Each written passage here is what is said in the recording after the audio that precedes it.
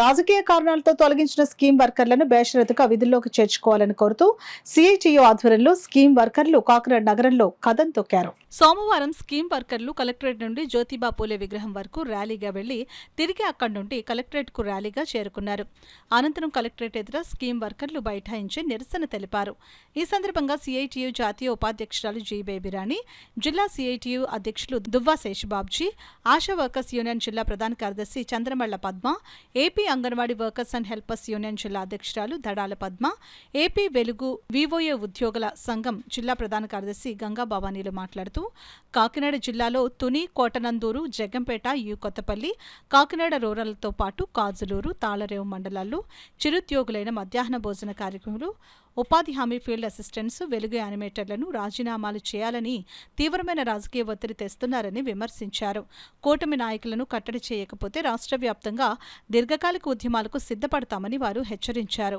తక్షణం రాజకీయ కారణాలతో తొలగించిన ఉద్యోగులను విధుల్లో కొనసాగించాలని వారు డిమాండ్ చేశారు. ఈ కార్యక్రమంలో సిఐటియు నాయకులు చెక్కల రాజ్ కుమార్, మలక రమణ, మేడిశెట్టి వెంకటరమణ, తొట్టిపొడి రాజా, నెక్కెళ్ల శ్రీను, దాడి బేబీ, రమణమ్మ, జ్యోతి, భారతి, పద్మావతి, మోదులిదేవి, విమల, భార్గవి, మలక నాగలక్ష్మి, వేణి, మేరీ, వాసంశెట్టి కుమారి, మంగళ తదితరులు పాల్గొన్నారు. రాష్ట్ర ప్రభుత్వం అనేక హామీలు ఇచ్చింది. స్కీమ్ వర్కర్లందరికీ కూడా ఉద్యోగ భద్రత కల్పిస్తామని చెప్పి కనీస వేతనాలు అమలు చేస్తామని, అలాగే ఎవరి మీద కూడా రాజకీయ వేధింపులు ఉండవు అని చెప్పారు. కానీ ఈ రోజున ఎన్నికలవి అధికారంలోకి వచ్చి 90 రోజులు కూడా గడవకుండానే ఎప్పటికప్పుడే చాలా మంది అంగన్వాడీలు రాష్ట్ర వ్యాప్తంగా అనేక చోట్ల ఆత్మహత్య ప్రయత్నాలు చేసుకుని నేటికి హాస్పిటల్లో ఉన్నారు. బలవంతంగా రాజీనామాలు చేస్తున్నారు. డ్వాక్రా యానిమేటర్లు, వివోఎల్ని, ఆర్పిఎల్ని మీరు ఇళ్ళకి వెళ్ళిపోండి అని చెప్తున్నారు. ఇప్పటి వరకు మీరు తిన్నారు, ఇక్కడ నుంచి మేము తింటామంటున్నారు. మరి ఏం తినడానికి వచ్చారో వీళ్ళు తెలీదు. అంటే ఎన్నికల్లో ఎంత ఖర్చు పెట్టారో మళ్ళీ అంతా తిరిగి ఇప్పటి నుంచే సంపాదించుకోవాలనుకుంటున్నారేమో. ఇది సరైనది కాదని చెప్తున్నాం.